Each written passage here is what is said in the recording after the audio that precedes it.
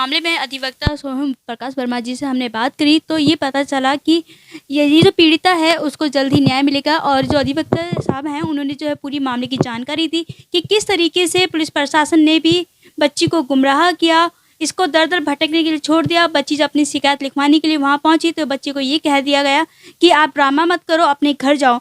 लेकिन जब कोर्ट के आदेश हुआ तो इस बच्ची को जो है 15 अप्रैल को जो है इसकी एफआईआर हुई और जल्द ही इस बच्ची को जो है न्याय मिलेगा, इंसाफ मिलेगा। अधिवक्ता सोहम प्रकाश वर्मा जी से आखिर इस मामले में उनका क्या कहना है। सर, आपके पास एक की बच्ची का मामला आया हुआ है, क्या कहना चाहेंगे इस मामले में आप? इस बच्ची के साथ में बहुत बड़ा अन्याय हुआ है और अन्याय के खिलाफ ये अदालत के अंदर आई थी कि मैं गरीब हूँ, मेरे पास कोई धनराशि नहीं है, लेकिन मुझे न्याय की उम्मीद नहीं है। तो हमने इसको विश्वास दिलाया था कि इस न्याय मंदिर के अंदर सभी को न्याय मिलता है। और जब इसकी घटना पूरी सुनी तो पैरों के नीचे से ज़मीन निकल गई कि क्या इस स्वतंत्र भारत के अंदर इस प्रकार का कार्य होता है। कब ये बच्ची आपके पास पहुंची, किन हालातों में पहुंची और अभी तक इस पे क्या कार्रवाई हो पाई है? इस बच्ची की बीच में से जबान कटी हुई थी जिसका ट्रीटमेंट चल रहा था, इसकी आंख फूटी हुई थी और ये ठीक प्रकार से बोलने की स्थिति में भी नहीं थी। और इसने जिस समय बताया कि मेरे साथ तो गैंग रेप हुआ है, तो मैंने इसके बताए अनुसार पूरी घटना की कंप्लेंट बना करके पुलिस के सभी सीनियर ऑफिसर्स को भेजी थी और उसके पश्चात भी पुलिस ने कोई कार्रवाई नहीं की थी। और हम फिर मजबूरी बस 156(3) में इसका मुकदमा दर्ज करवाने के लिए इस न्याय मंदिर में न्यायालय की शरण में गए थे, जहां कोर्ट के आदेश से 15 अप्रैल को इसका मुकदमा दर्ज हुआ है। तो इतना लंबा वक्त लग गया 156(3) में मुकदमा दर्ज कराने में, क्या कारण रहा इसका? पुलिस की लापरवाही है। पुलिस के पास ये बच्ची कई बार गई है, लेकिन पुलिस ने इसकी सुनवाई नहीं की, क्योंकि जो एक्यूज पार्टी है वो इन्फ्लुएंसर लोग हैं। अभी भी बच्ची को जान से मारने की धमकी लगातार दी जा रही है, तो क्या लगता है कि इसकी सुरक्षा किस तरीके से हो सकती है? ये तो पुलिस को सुरक्षा इसको करनी चाहिए और जल्दी से जल्दी वो जो एक्यूज़ हैं उनको गिरफ्तार करना चाहिए, क्योंकि वो सभी के सभी इन्फ्लुएंसर लोग हैं। किस प्रकार से गैंग रेप की घटना को उन्होंने एक्सीडेंट में बदलने की कोशिश की ताकि सारे के सारे एविडेंसेस जो थे वो ख़त्म किए जा सके। मुंह से ये बोल ना सके इसलिए इसकी जीभ काट दी, आंखों से ये देख ना पाए इसलिए इसकी आंख फोड़ दी। ये वस्त्रहीन पड़ी हुई थी, इसके वस्त्र कहाँ गए? पुलिस को सारे के सारे लिंक जोड़ने पड़ेंगे, क्योंकि जो लोग इसको कार के अंदर लेकर के घूम रहे थे, ना ये किसी को जानती है ना ये किसी को पहचानती है।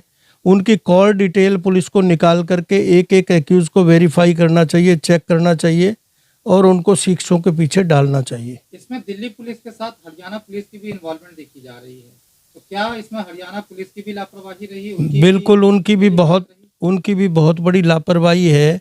वो लापरवाही इसलिए है कि जो 3 पुलिस अधिकारी सर्वप्रथम एक्सीडेंट की इंक्वायरी करने के लिए गए थे, उन्होंने वास्तव में बिना गाड़ियों को चेक किए, बिना विक्टिम को का बयान लिखे और उन्होंने 2 गाड़ियों का जो एक्सीडेंट दिखा रखा है उनके आपस के अंदर समझौता करवा दिया, जबकि ये एक्सीडेंट था ही नहीं। एक्सीडेंट तो बनाया हुआ था, एक्सीडेंट तो दिखाया हुआ था। गाड़ी के अंदर जितने भी एविडेंसेस थे जिनको पुलिस को बरामद करना चाहिए था वो उन्होंने ख़त्म करने की कोशिश की है। ये सारा मामला ऐसा कह सकते हैं कि पुलिस ने रिश्वत लेके पूरे मामले को लेपापुती करने की कोशिश की और पुलिस की भी संलिप्तता इसमें साफ देखी जा रही है कि एविडेंस को खत्म करने में पुलिस का भी बड़ा अहम रोल रहा इस मामले में। देखिए, मैं किसी के ऊपर दोषारोपण तो नहीं कर सकता, लेकिन हाँ, पुलिस की लापरवाही जरूर रही है। तो उसके बाद जब आपने इस मामले में जानकारी लेनी चाहिए तो किस तरीके का रवैया रहा पुलिस का, क्या जानकारी वहां से मिल पाई हरियाणा पुलिस से? हरियाणा पुलिस से जो मेरे को आरटीआई के माध्यम से जानकारी मिली है वो सारा रिकॉर्ड मेरे पास आ चुका है। उसके अंदर बड़े इन्फ्लुएंसर लोग हैं, कुछ लोग रोहतक के रहने वाले हैं, जिसमें से एक आदमी वहीं मेदांता हॉस्पिटल के पास में एक होटल भी चलाता है। इनके सबके नाम मेरे पास आ चुके हैं, लेकिन गुड़गांव पुलिस ने और दिल्ली पुलिस ने दोनों ने ही इसके अंदर इतनी लापरवाही की हुई है, ना किसी की कॉल डिटेल निकाली है, ना गाड़ियों के इंश्योरेंस थे नहीं थे, ना गाड़ी की आरसी बरामद की, ना एक्यूज के कोई उन्होंने ड्राइविंग लाइसेंस लेने की कोशिश की, ना ही उनकी क्रिमिनल हिस्ट्री लेने की कोशिश की। उससे लगता है कि पुलिस ने बहुत बड़ी लापरवाही की है, जो नहीं करनी चाहिए। सूत्रों से यह भी पता चला है कि जो लड़की जहां ये काम करती थी वो कोई मसाज पार्लर चलाती है और उसका पहले से इस तरह का धंधा रहा है, लड़कियों को ले जाके उसके साथ गैंगरेप करवाने का, और इस तरह की वारदात को पहले भी अंजाम दे चुकी है। उसके खिलाफ पहले भी कुछ मुकदमे दर्ज है शायद। मुझे ये जिस समय केस रजिस्टर हुआ और ये विक्टिम जो है थाने में गई, तो स्वयं जो हमारे इस थाने की जो पुलिस अधिकारी थी, उसने खुद ने बताया है कि वो किसी केस के अंदर, दूसरे केस के अंदर पीओ डिक्लेयर है। उस महिला का जो लेकर के गई थी, जो इस तरह का काम करती है, संध्या। और वो संध्या शादीशुदा महिला है। मेदांता हॉस्पिटल के अंदर उसने भी अपनी आइडेंटिटी मेरी ना पता लग सके तो जानबूझ करके अपने पति का नाम लिखवाने के बजाय उसने अपने पिता का नाम लिखवाया है, अपना एड्रेस गलत लिखवाया है, और इसका भी नाम विक्टिम का भी उन्होंने हॉस्पिटल के अंदर जानबूझ करके गलत नाम से, गलत बाप के नाम से, गलत एड्रेस से इसको भर्ती कराया है। तो कहीं ना कहीं ये प्री प्लान्ड वे में गैंगरेप कराया गया और गैंगरेप करा करके इस मामले को पैसे के बल पे दबाने की कोशिश की गई। मुझे भी ऐसा ही लगता है, क्योंकि सामने वाले जो लोग हैं वो रसूख वाले लोग हैं, पैसे वाले लोग हैं, और जिन्हें पीड़ित हैं वो गरीब हैं, दबे कुचले लोग हैं, इसलिए पैसे के दम पे इनको दबा करके न्याय का दम घोटने की कोशिश की गई।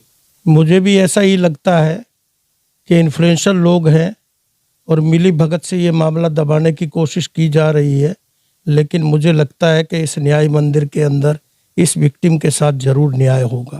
तो क्या माननीय न्यायालय का कोई दिशा निर्देश प्रशासनिक अधिकारियों को गया है कि उनकी गिरफ्तारी को लेकर?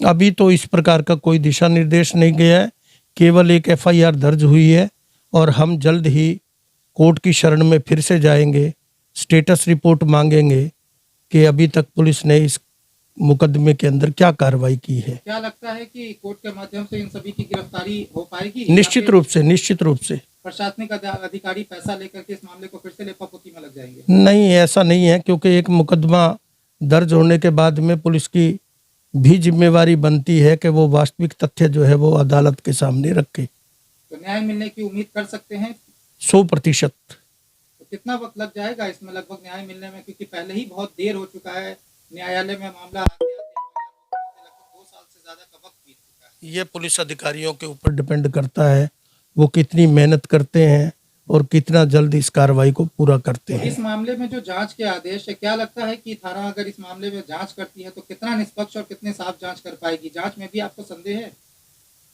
नहीं, अब तो निश्चित रूप से, क्योंकि दिल्ली पुलिस के सभी उच्चाधिकारियों के संज्ञान में यह मामला आ चुका है, अब मुझे पूरा लगता है कि निष्पक्ष रूप से इसकी जांच होगी।